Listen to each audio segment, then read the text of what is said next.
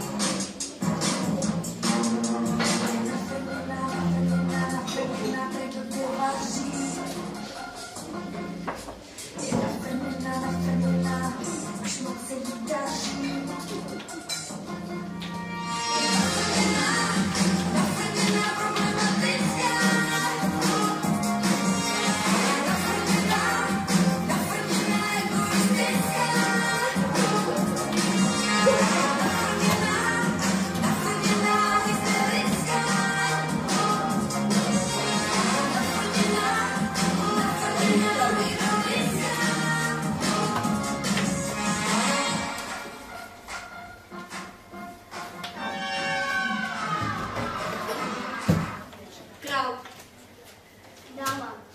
ESO. 9. 2000. 300. 500. 6. Dáma.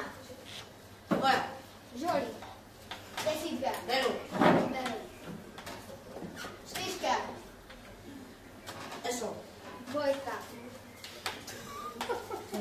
3000. 100. 300. Dáma. 9. Beru. ESO. Vyhrál jsem a prachy jsem. Nemám. Jak to, že nemáš? Prostě nemám.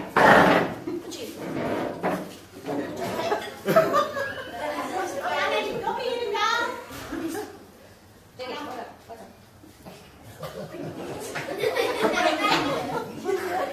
Máš jednu.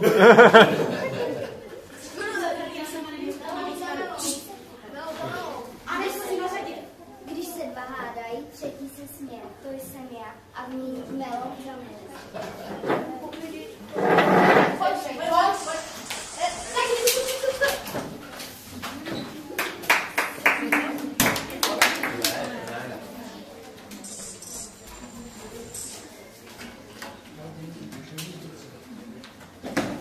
No co se to tu děje? Proč se vypomenem? Jednu koaloku. Zaplať. Říkal jsem jednu koaloku. Tady ju máš.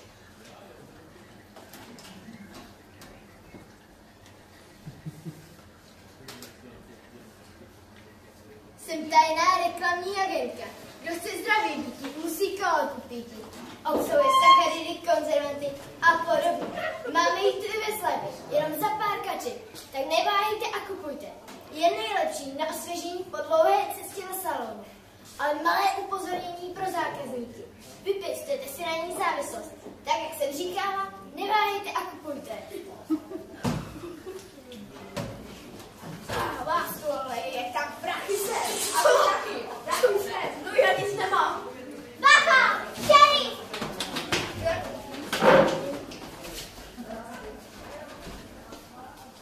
Už zase